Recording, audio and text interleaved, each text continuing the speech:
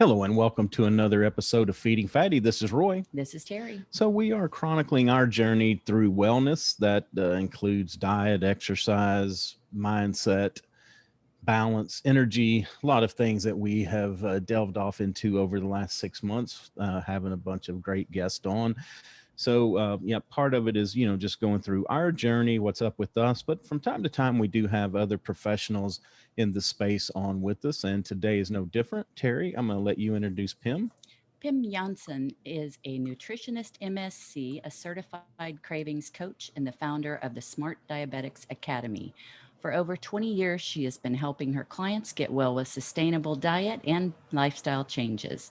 Last year, she decided to start focusing on helping type 2 diabetics who are struggling with food, blood sugar control no matter what they do, and those who cannot seem to be able to stick with a specific diet for any length of time. The three pillars of diabetes reversal are real unprocessed foods that do not spike blood sugar, proper meal timing, and a healthy relationship with food. When the three are combined, magic can happen, and diabetes and diabetic complications can be reversed. Pim, thank you for coming. Yeah. Welcome to the show. Thank you so much. Yeah, I'm thinking strike three, I'm out. So I'm just going to step away from the mic. We're having one of those days, Pim. Oh my gosh. Everyone does. Yeah. Or maybe unfortunately we string a bunch of ours together. Yeah. Okay, sorry. A couple of weeks. Yep. So first off, tell us how you got here. I mean, how did you kind of, find yourself in this space? Oh, I think so. If I can go back, like way back, I think I've actually been thinking about this because people keep asking me, and I'm like, I don't know. I've always been interested in it. But when I was 6 years old, a new girl moved into the area where I live, and she was type 1 diabetic.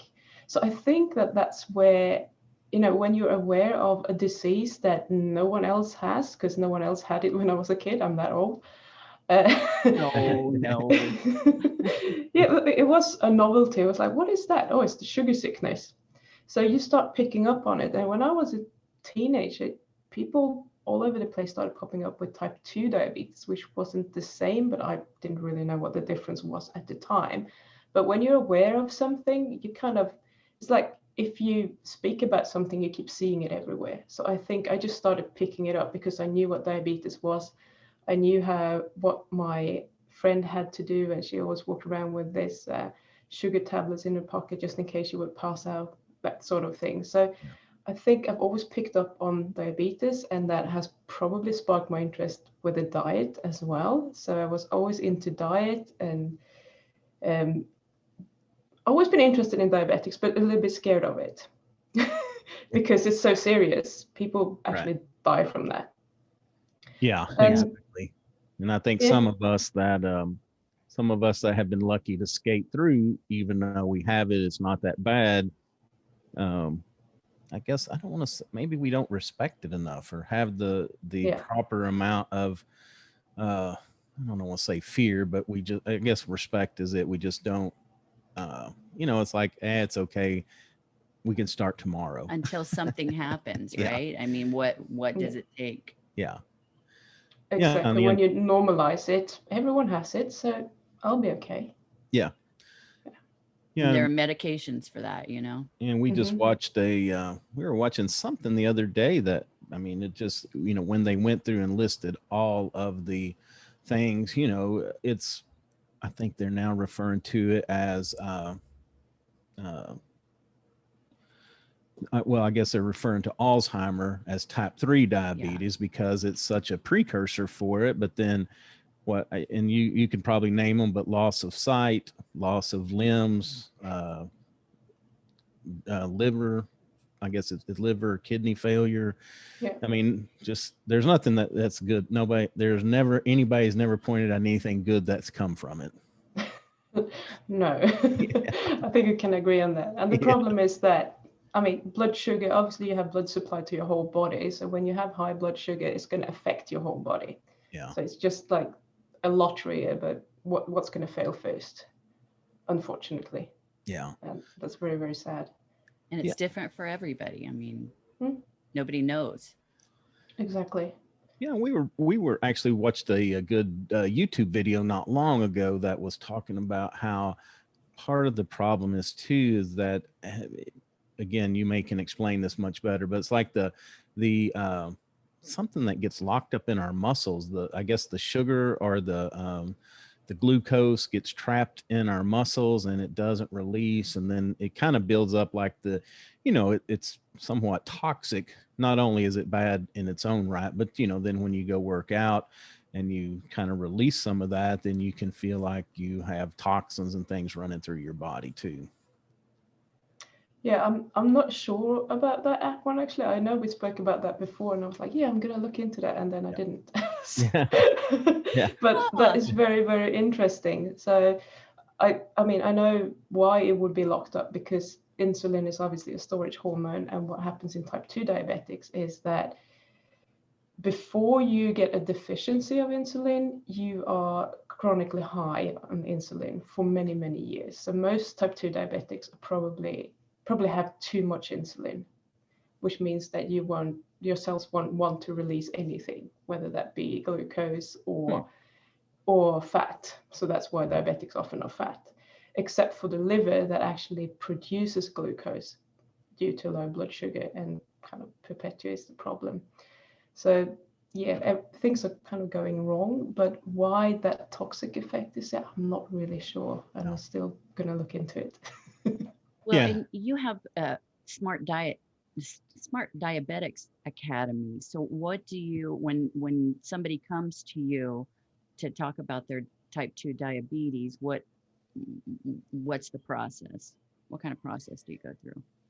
Okay, so most people who come to me, they usually have already looked into a low carbohydrate diet, because that's what I'm working with. So I very rarely get someone who's on a standard American diet just finding me and then, oh, maybe this is good.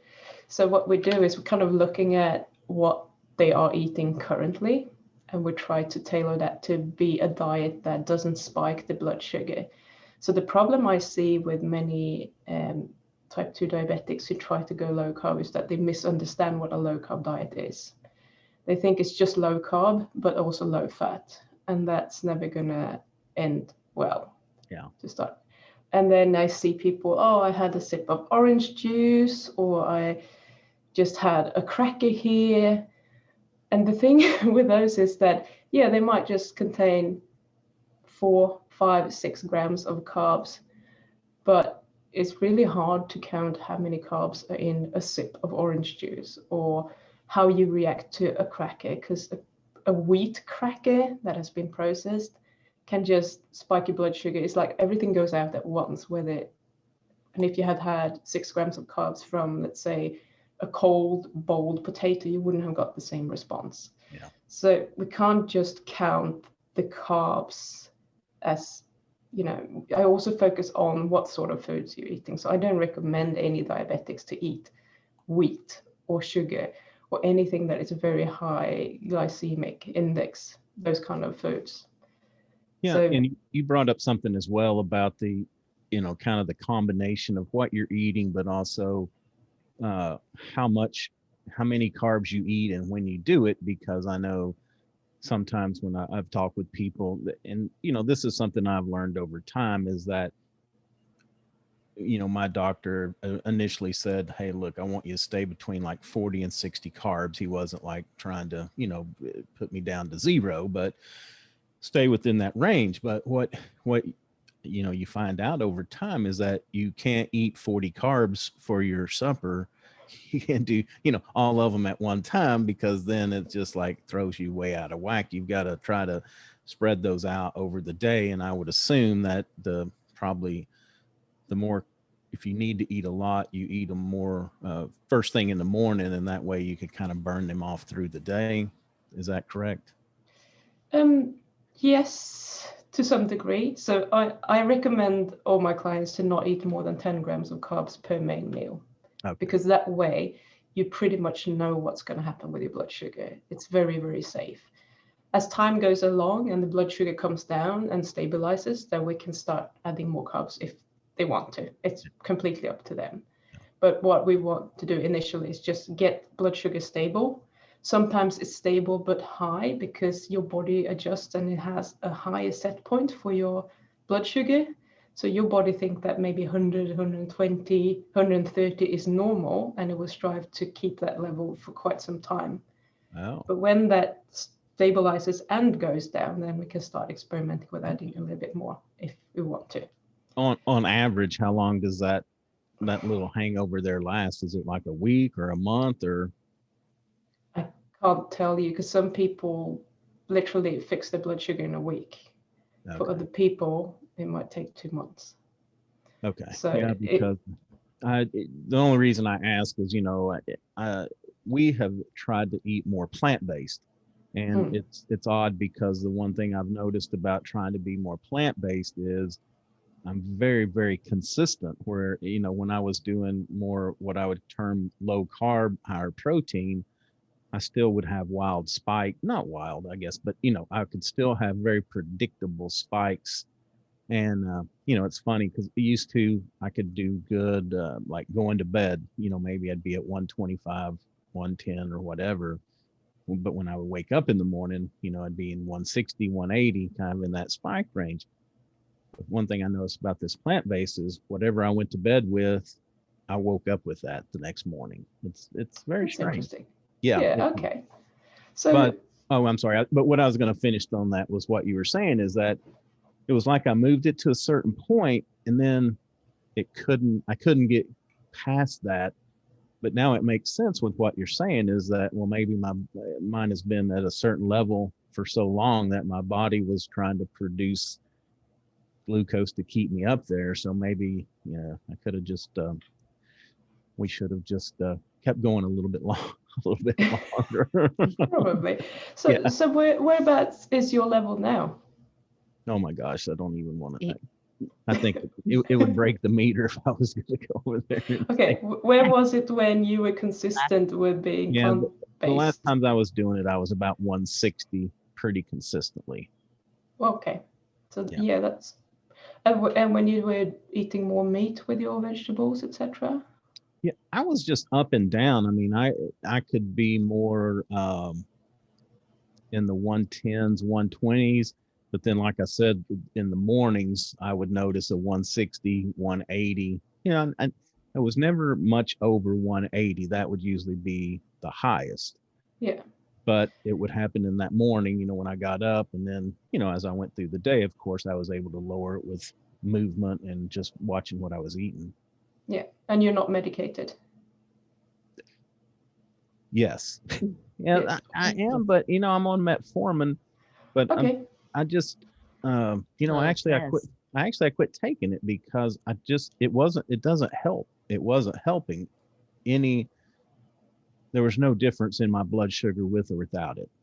And I had talked to my pharmacist about, because, I was actually joking with him one day. I'm like, sometimes I think that metformin was actually spiking my dadgum glucose levels because it just, because I would take it later in the evening. I don't think I was taking it right. I should have been matching it up with my last meal, but I wasn't. But, it was almost like it was spiking me up overnight. Mm. Yeah. So metformin. Uh-oh.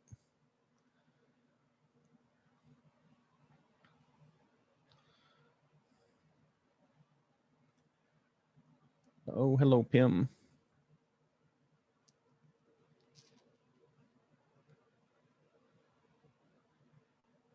Well, that was on the plant-based, right? What's that now? Oh, sorry, I lost connection there. We lost you when you were starting to talk about you said metformin, and then that was it. Yeah. Okay, so let me start that again. Sorry. Sorry about that. No, you're fine. My internet is a little bit rough sometimes. We moved out to the countryside very recently, so I'm still learning what the heck is going on. We hear you. Oh my gosh, we can give you an amen on that one there. Okay, so metformin is actually one of those drugs that should be able to deal with the high morning blood sugar. So you might have heard about something called the dawn phenomenon, which is the high morning blood sugar. So what is happening is that you have a lot of hormones that obviously they have a circadian rhythm, so they will increase at certain times of the day or decrease. Excuse me. And one of them is cortisol, and you will get a little bit of adrenaline and those kind of things in the early morning to help you raise your blood sugar so that you wake up in the morning and you have energy to do whatever you need to do. The problem in diabetics is that they don't produce or they don't respond to the insulin that should counteract this to keep it at a normal level. Okay. So that's why you get this spike in the morning. If you were kind of at 160 consistently with the plant-based diet, you probably wouldn't notice it because it's already up. So that's probably why you see the swings when you go from a lower carb up to, up to the 160. But if that is kind of your max and it then goes down, I would say that that's actually better if you can stay at 110 for the rest of the day. So metformin should be able to help with that if you take metformin in the evening, because what it does, it has three functions basically. So one of the functions is that it prevents the liver it doesn't prevent, it kind of minimizes the amount of glucose the liver produces and secretes. So that's one of them. And the second one is it makes you more insulin sensitive. And then obviously a lot of people taking metformin get some sort of gastrointestinal problems, and that's because it doesn't reabsorb the sugar, so it literally goes through, and when you eat too much of it, it draws in a lot of fluid into your intestines, and that's why you might get a little bit an upset tummy. So I'm surprised that it didn't help you at all with the high morning blood sugar, because it really should have. But what you can try to do is shifting the time of your last meal and eat earlier so that you fasted for longer. For some people, if that doesn't help, you can try to maybe eat a little bit of protein right before bed, just some people take a tablespoon of peanut butter. Personally, I would probably go for less carbs in the protein and just eat half an egg or whatever, if you can do that.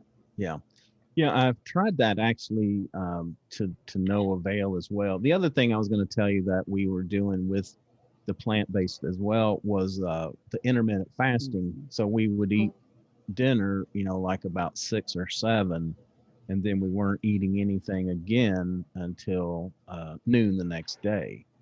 So it was, to me, I think that fasting was good because I'm a night eater, and that is my problem spot. Is that 9 or 10 o'clock at night, I want to, I'll eat anything. We'll go up to taco place. We can go to ice cream. We can get a candy bar. We could do popcorn and watch them. Popcorn is my thing. So, and that to me, it's just a habit that, it was a bad habit that I fell into. And then, now I kind of want that. And so what we've been trying to do is say, I'm wanting that, I think, because I feel like I need the energy. I feel like my body's running down. And so instead of just listening, it's like, listen, go to bed. It's time to go to bed and get some sleep, not get started. Not do more stuff. Because he would get into bed and just start rambling off all of these ideas. And I'm just like, my head's spinning. Yeah, that's fairly common, should I say. The night eating. So it's probably, I don't know if you're doing it right now, but that's probably something that you want to cut out. So when they're done, go on. No, I was just gonna say that's one thing I think that the fasting helped with is just being on that regiment, because I'm not, there are those people that can buy the skinny cow ice creams and they can eat one of those little bitty sandwiches and life can be good for them. And I'm not that way. If I eat one of those, I need to eat 6 of them because that they're just that good and they're small. So, I'm not the kind of person that can do a little bit. I'm always better just total restriction than not having it. Yeah, so I'm the same. And I've struggled with this for most of my life. Been working as a diet advisor, personal trainer, that sort of thing, and giving other people advice, and I could never really manage my own diet. Well, I managed the food part really well, but sugar is my downfall. So anything with sugar, I would just go for it, and I would need it after every dinner I had, etc.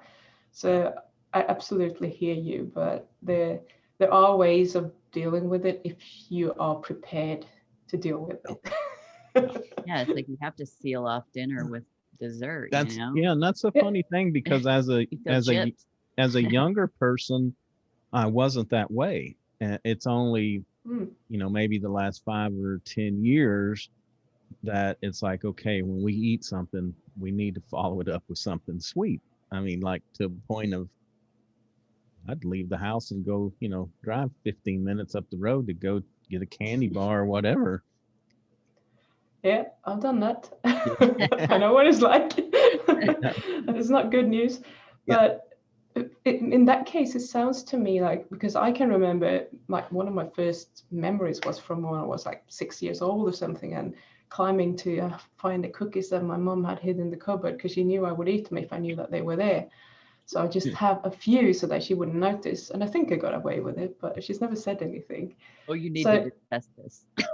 yeah.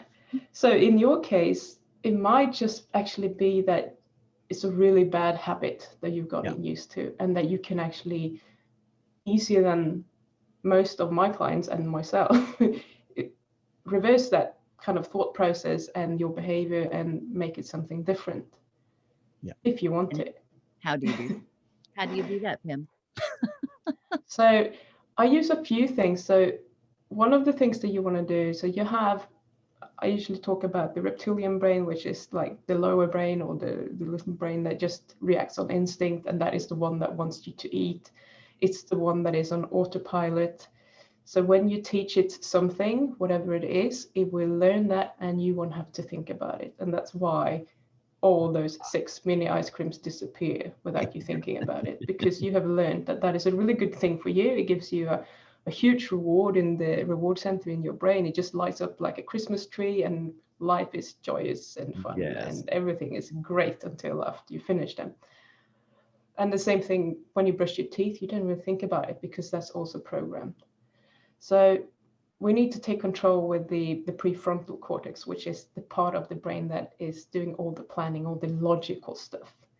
So if you say, like, I want to stop doing this behavior and I'm going to do it this way, then you need to let your prefrontal cortex be in control, because as soon as you disengage, the other part is going to take over, and it's just going to be like, oh, we've got 6 ice creams here, I'm going to eat them all. And you just go and do it. No problem. Same thing when you go shopping. You're so used to going to the shopping aisle where you find that special chocolate or that freezer with ice cream or whatever it might be. Yeah. So you need to make a conscious decision to start with. But then when you get the craving, so I don't know if you heard about the habit loop. So it's literally you get something triggering you, whatever that is. So it might be going to the shopping mall or the supermarket, or it might be having dinner. So I can relate to this one, and I know you can as well. So having dinner, for example, would have been my trigger. As soon as I had dinner, that would create a thought in my head, like, oh, where's my dessert? Now I need something sweet, or something like that, along those lines. There's nothing dramatic or strange about it.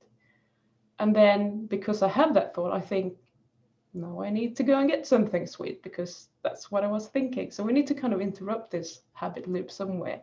And the trigger is always going to be there because you can't stop eating dinner. You're going to have to eat. So what you need to do is, when you notice that you have this thought, I need something, that's where you need to interrupt in this case.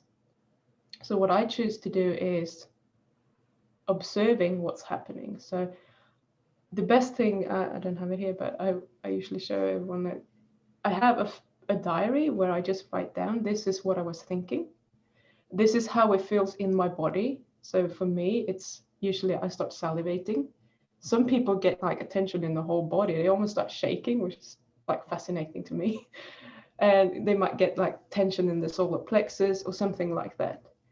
And then you're kind of observing it from the outside rather than being emotionally involved in the whole process, which means that it's really easy for you to just, when you write it down, it's like, it's just words, and it's almost like it's not about you anymore. And when you do that, you can kind of look at the craving and like, what is that? It's kind of a non-event. Yeah. It's just there. It's nothing, and I don't need to do anything.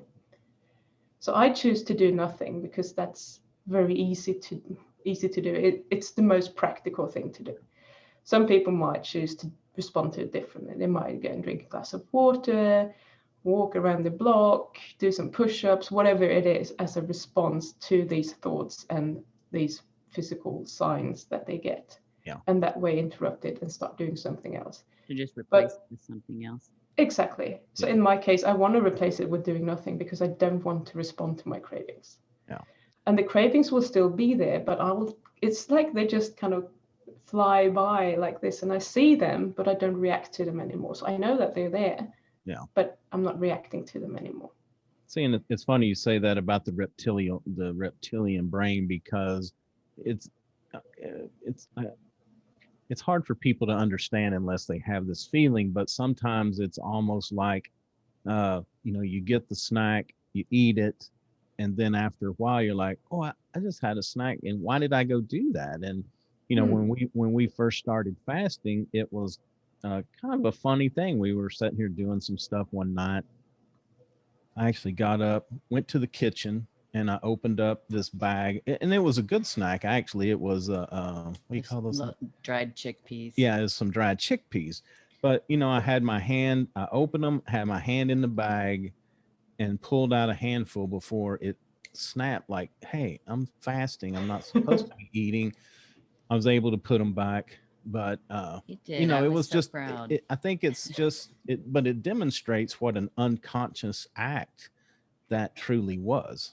There was no thought in it. It was just like I was programmed and didn't give it any thought to walk over there and find something to eat. Yeah, and then you should actually take a step back from there.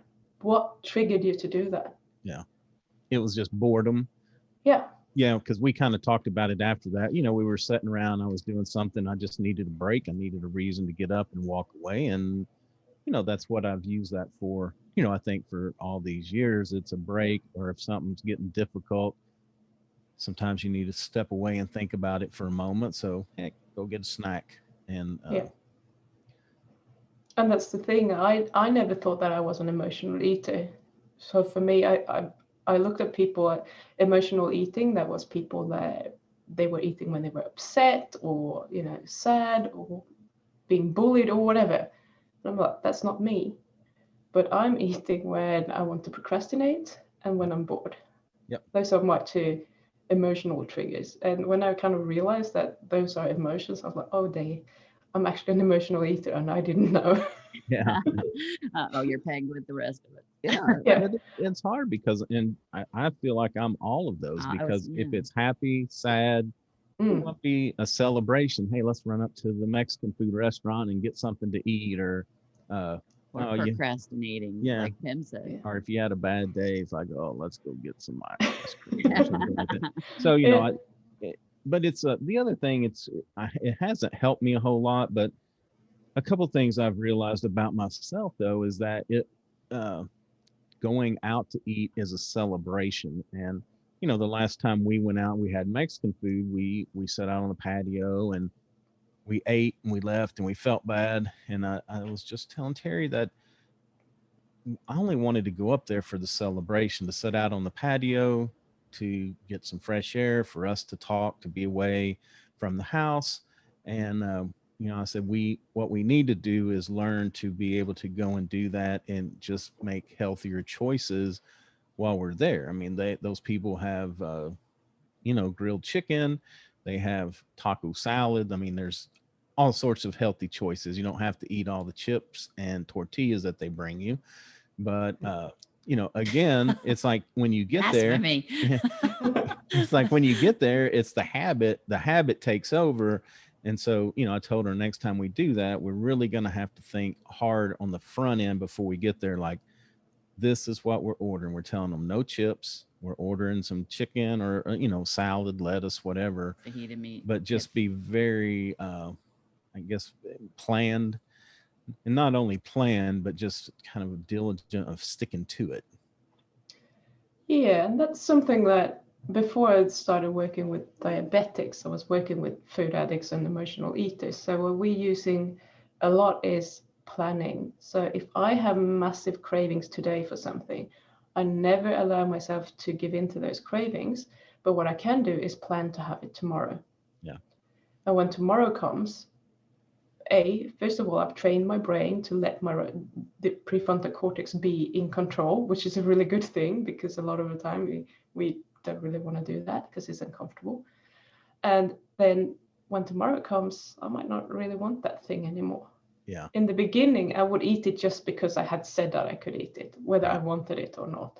But at some point, you kind of realize we do a lot of, being present when you're eating, actually tasting it. How much can you eat of that food before it actually doesn't taste good anymore?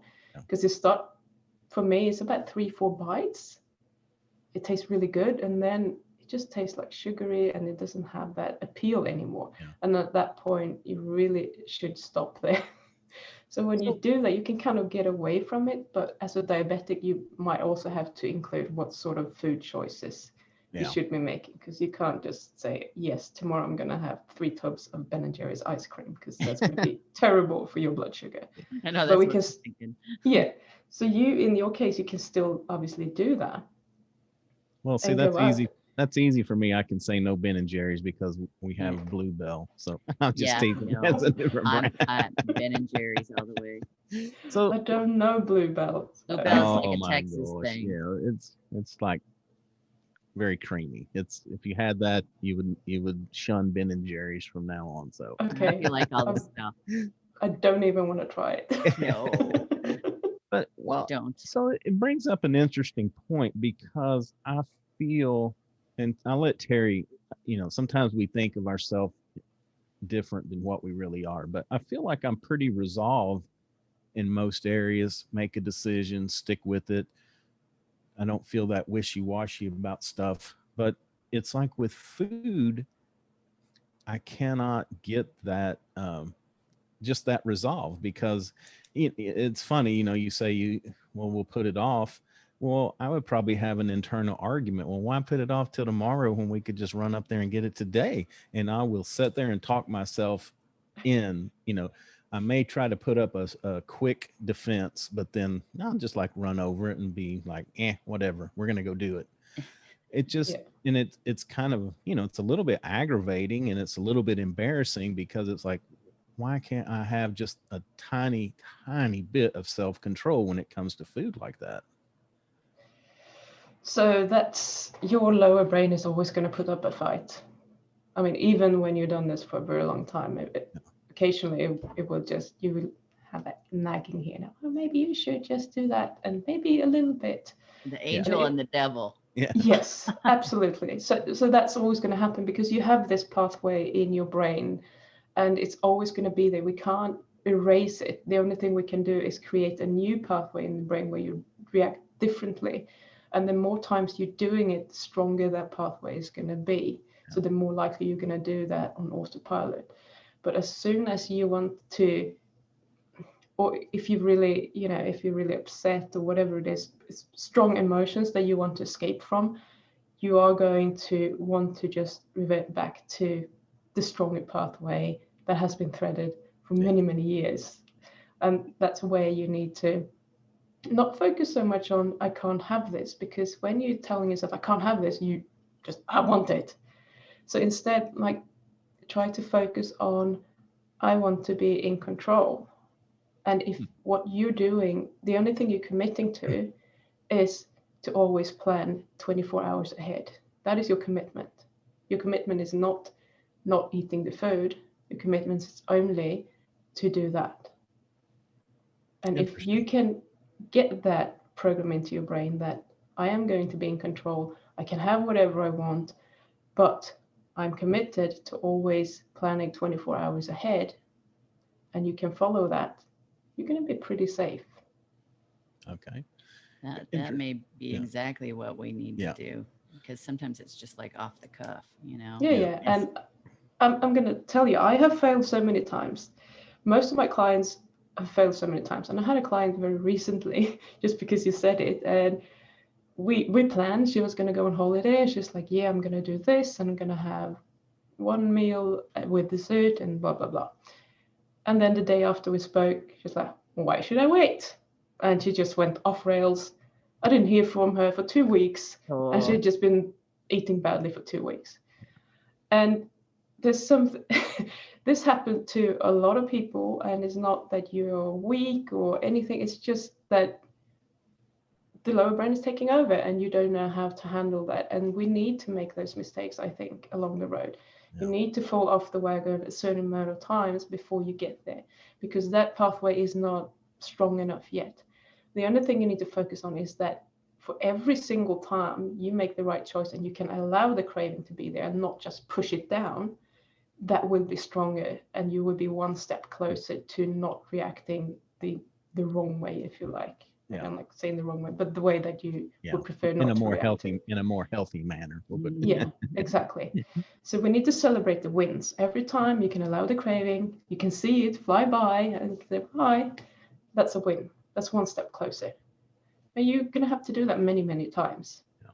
And along that way, of course, you're going to fail every now and then.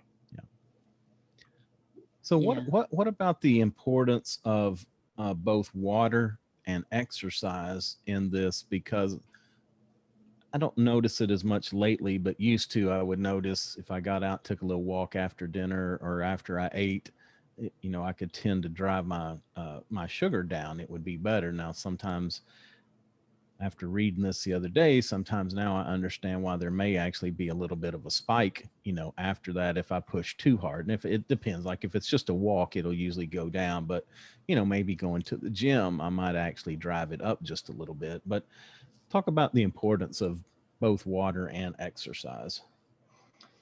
Okay, let's start with the exercise. So what you have observed is absolutely true. So when you're walking, you're not using a lot of energy, so your body's not going to see that as some sort of stress. So you're just going to use up the sugar that is in your blood, which is brilliant. If you have a problem controlling your blood sugar after eating, you can just go for a walk and it will go down quicker. The more intense exercise is a stress on the body, and your body perceives that as, we need energy, we need a lot of it now, so the liver will start releasing a lot of sugar to make up for what you're going to use. So this is completely normal. It happens in everyone. Obviously, again, as a type 2 diabetic, it's going to be hard. If you're not exercising as hard or as long, it's going to be hard to kind of go down to baseline quickly, maybe. For some people it does, but not for everyone. So what you can do is, if you go for a hard workout, is that you just end with like 20 minutes walking or something, so that you don't stop your exercise just abruptly and go lay on the sofa. Okay. So Yeah, that's have, a good idea. Yeah, a bit of a cool down period to just clear the blood, and it's going to go down. So this is not dangerous spiking, I wouldn't say, because what you do is your muscles are also using up a lot of sugar, which is great, because then they have the capacity to suck it up from your blood and help you stabilize your blood sugar long term. So both, intense and low intensity exercise, both are important and can be used. So I wouldn't say that, don't be scared of going for intense exercise. Just make sure that if it stays up for more than a couple of hours, you probably have a problem. But if it goes down again, you're probably fine. Okay. So I don't know how long it stays up for you when you do that. Yeah, and I'm not that crazy.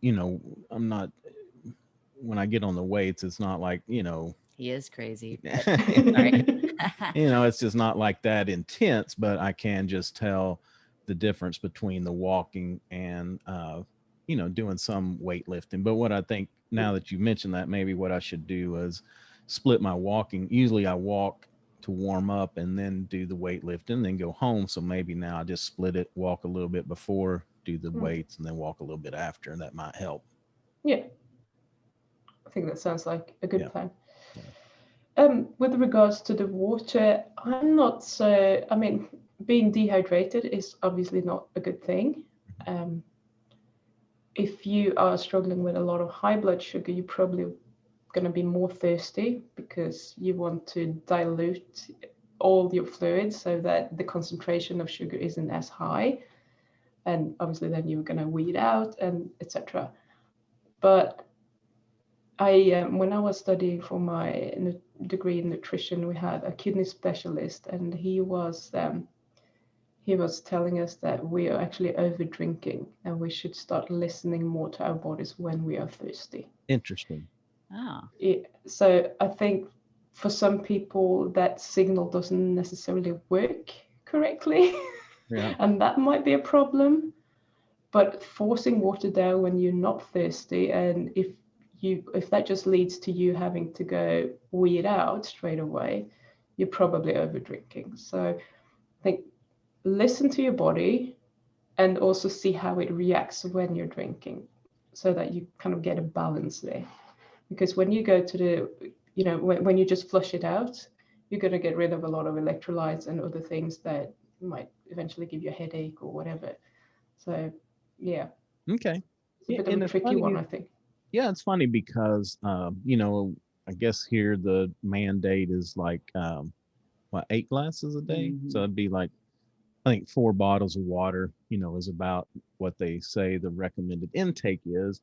But I have seen, and we just saw something the other day that they were talking about percent of body weight.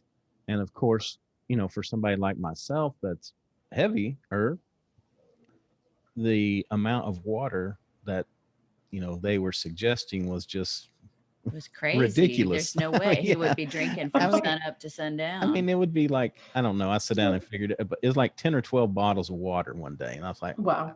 yeah, you could almost drown yourself drinking that much.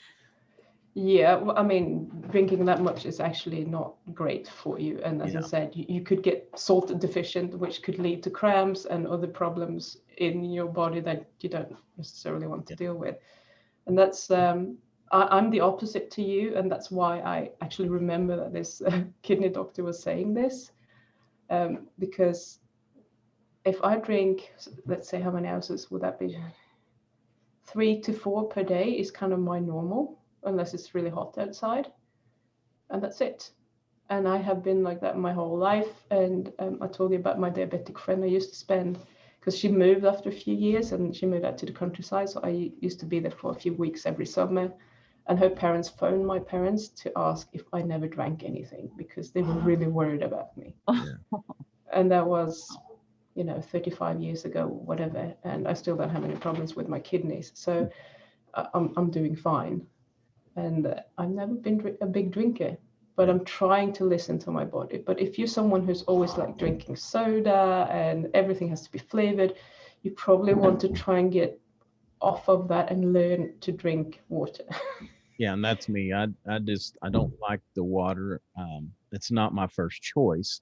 No. Because like you said, I'd rather have, coffee in the morning and then maybe a soda. And I've even tried the flavor packets, and that works for a little bit. But then it's like, again, back to the soda, it's almost like a treat, especially if I'm not eating sugar.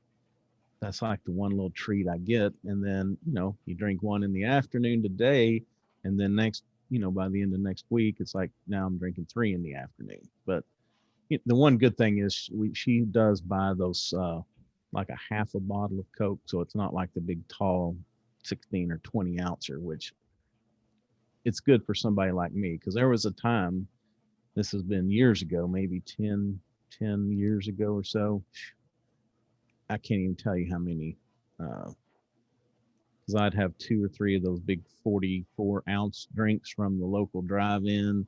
I may have 2 or 3 of those during the day, and then have 4 or 5 Cokes, out of the refrigerator at home. It was crazy. That So, sounds crazy. oh my gosh. But I just always, and I got in a habit too of always having to have a drink in my hand, either at home, if I'm in the car, especially if I'm in the car, I've got to have something to, drink. And I just need to make that switch I need to make it and stay on water. It's just hard. I can do good for a while, and then, I kind of start falling off of it because I just don't like it that much. So what about if you only have water in your car? That's going to be Yeah. a given. No, yeah, that's what I've done before, is just said, look, no, no more soda pops or anything like that. You just have to have water's the only choice. And I mean, it works. It's just disappointing. No joy. Yeah, and that's where you can work on the cravings and just allowing them to be there. And like, there's no big deal, actually. Why do I need that? But if you feel like you just kind of slowly want to wean off, you could just maybe decide that if I'm going to drink a can of soda, I need to, before I'm allowed to do that, I need to drink the equivalent amount of water. Yeah. So you drink the water first, and then you get your soda. Yeah. I like that. Definitely need to do that. Do that with coffee in the morning too. I'm just all over the place. I'll get in a good run and, like get up and drink that bottle of water first thing in the morning before we have the coffee. And then, I think we'd actually tried that for a while, was to, have the cup of coffee and then have a bottle of water, or have half a bottle in between. So it just, but it, again, this is the bigger, issue with me, is the consistency, because I can do that for a day or two, maybe even a week or two. It's the week, it's the week 6, 8, 10, 12, that's what I just seem to struggle with so much. I mean, it's not like I can just fall off the wagon. I mean, I fall off and get run over by the thing. Yeah, I know a few people like that. Yeah. So then you have to ask yourself, what is happening when you're falling off? Like, what does that happen? Yeah.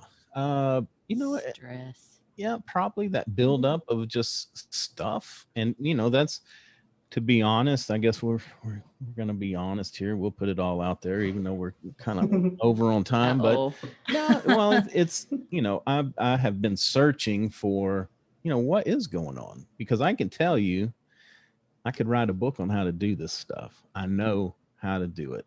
I know how to do it right, but I just don't. Or we do it good for a week. I think we can usually make 2-3 weeks we'll do very well. And then stuff. I mean, it's not always bad stuff. I mean, like, at the end of the year, we were doing good, really good. And then Terry was gone for about 2 or 3 weeks. It just kind of upset the rhythm of things. So it was easier for me to, swing by the hamburger place and get a hamburger, because I don't cook. So anyway, it just kind of upset the rhythm, then I fall off, and it's not her fault. Please don't take it that I'm not blaming her. I can never leave again. I'm not blaming her. I'm just saying it's a upset in the pattern, the rhythm. And then I don't know, I think other times it's been that things just seem to build up. It's almost like maybe the not having the stuff is what builds up that pressure, to where you just have to go like get something to eat, Yeah, and I'll try to, not bring home anything snacky, just whole food, especially with us trying to do this plant-based diet. Just try not to. And of course, one of the first things that I'm asked when I come home, got anything snacky? I was just going to say, I go help her unload the groceries, where I can look through the bags and see if there's any snacks in there. The truth comes out. Yeah. I thought you were being chivalrous. Yeah, no. Well, I am partly. You are. I want to see what goodies you brought. Yeah, so it's great. Yeah, sorry. No, go ahead. No. Go ahead. No, so that's probably because you're using willpower to not do it. So what I was saying, that when we're suppressing your cravings with willpower, they're going to come back with a vengeance. And that happens to everyone. So if you imagine like if you have like a beach ball or something, you're trying to push it under the water, if you let go of that, it's just going to explode and come back up. And that is exactly what is happening when you're like, no, I'm not going to have that, I'm not going to have that, I'm not allowed to have that, I'm not. But if you instead actually do the thing that I told you, what's the trigger?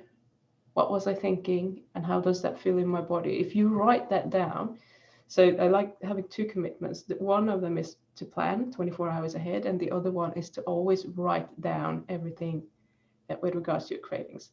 And me included, and pretty much all my clients have a resistance to writing it down. We do it 3 times, and then we think, I can do that in my head, and it never works. No. So you really need to actually have pen and paper, write it down so that you can look at it. For some reason it works, but if you try to do it in your head, it's like, whatever, and it doesn't really work. Well, now would be a good time for me to start that because, journaling is the same way. Over the years, I have fits and starts with doing it. And this time, I think it's been 3 months pretty much. Yeah, you've been really that consistent. I've been consistent, at least getting a page down. So now might be the time to try that again. And while we've been incorporated meditation into everything that we've been doing over, I don't know how long, a month, yeah. 5 weeks. Yeah. That's good. But the thing is that it doesn't need to take you long. It's take a minute. Yeah. You just write down, this is what happened. So I ate dinner.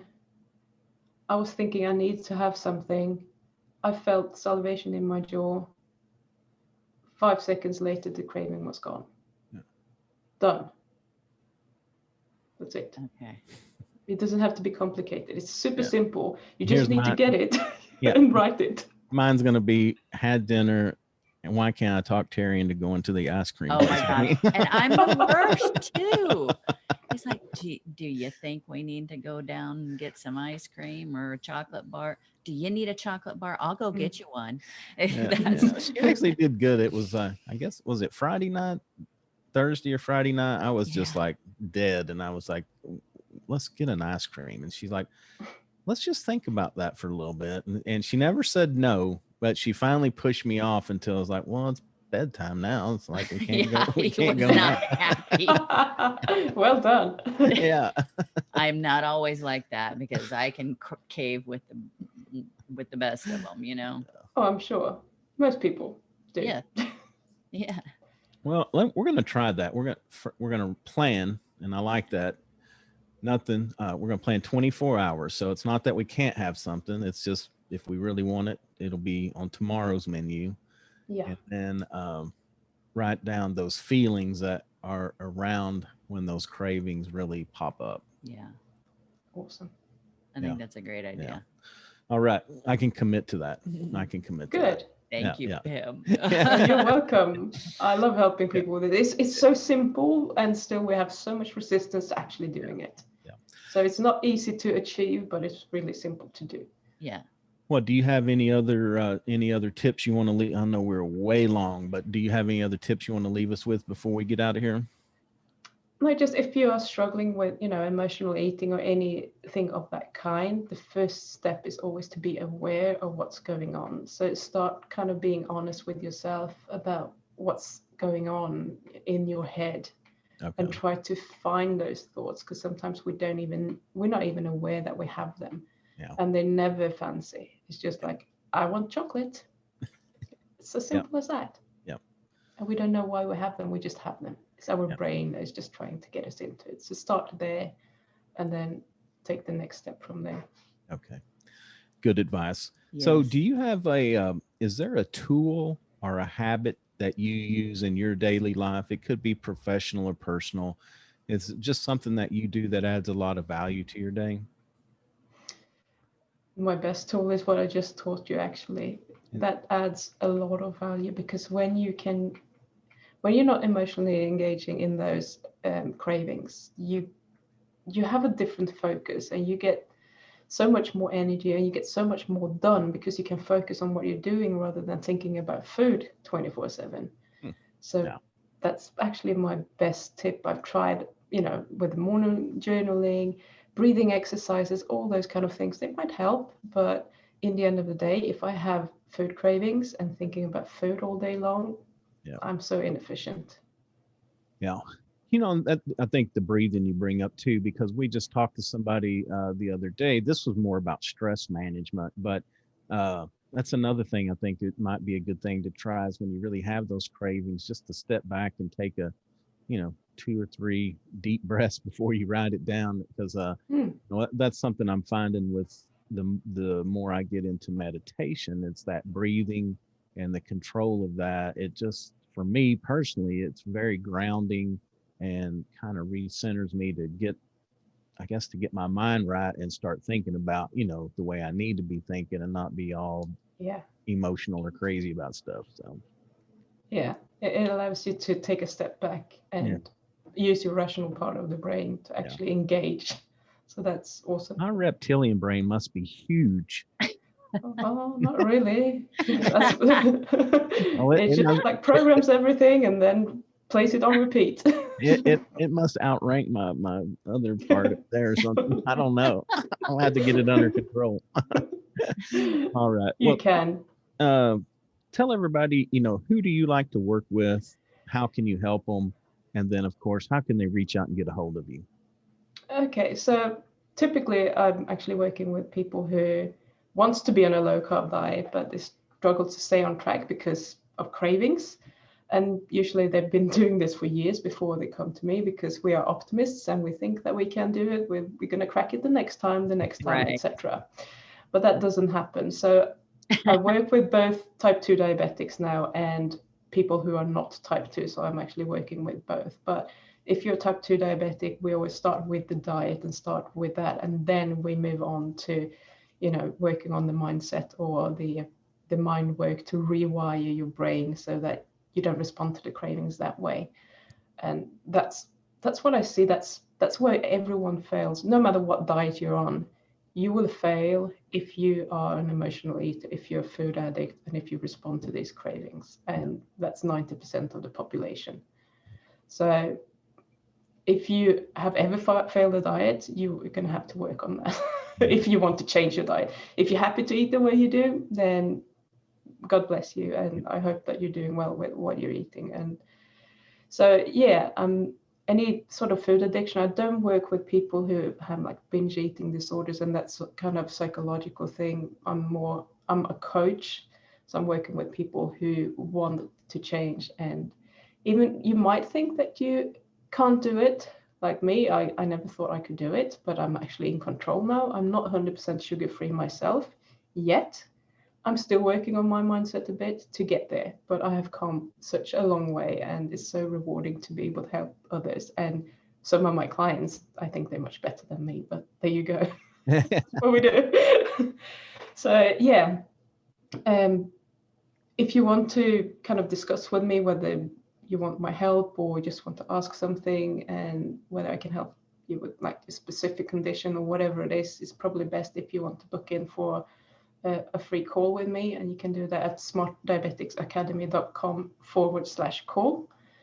And if you just have a small question for me, you can send me an email at pim@smartdiabeticsacademy.com, or I also have a Facebook group for diabetics.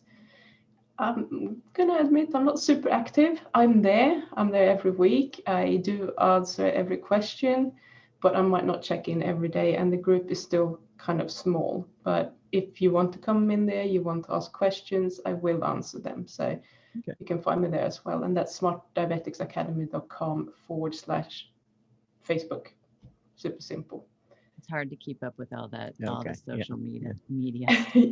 Yeah, and I prefer to speak to people because if I have 5 minutes with someone, I can help you more than I can help someone during an hour trying to make it in text on Facebook or something. It's a very, very weird way of communicating when you're working, especially when you're working with emotions. You need to kind of speak to someone and see their reaction and kind of throw that ball back and forth a bit. So yeah, it's not my favorite. Good. I like that approach too. I'm like you. I'd rather talk and on most issues, pick up the phone, get it done. Like old school. So back and forth. Yeah. It's so much more efficient. So even if you don't, I mean, I really do want to help like everyone. So even if you think, oh, maybe I can't pay for a coach or whatever, if you still think, I might be able to help you in 10 minutes, book a call. It's fine. Okay. It doesn't matter. You're not signing up for anything. It's just, if I can talk to you for 10 minutes and make a difference, I'm happy. And I have had clients like that. Even a guy, he came back after 6 months and he said, you know how we talked before and I couldn't get a handle on this? After we spoke, I haven't touched sugar or bread at all. Oh, wow. And I don't know what happened during those 40 minutes that we spoke. Something clicked and he could just do it on his own. And in that case, he wouldn't even have needed me. And I know that he couldn't hire me at the time because he was about to lose his job. But then he came back and he just said, hey, do you have PayPal? I want to give you $150. I was like, okay, thank you.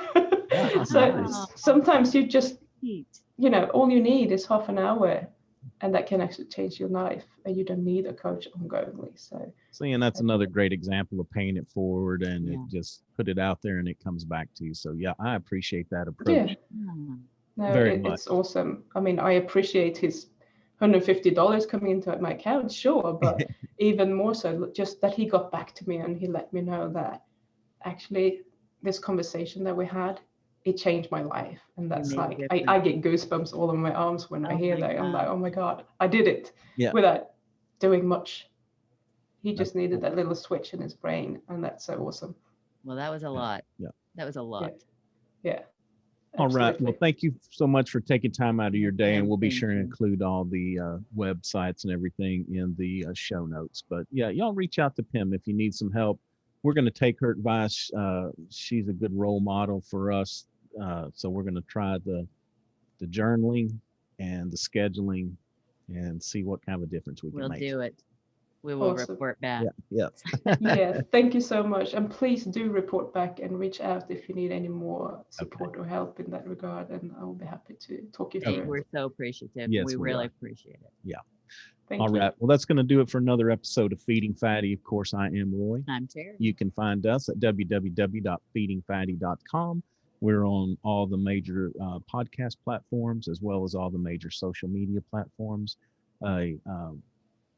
Video of this interview will go up on our YouTube channel when we release it as well. So until next time, take care of yourself and take care of those around you.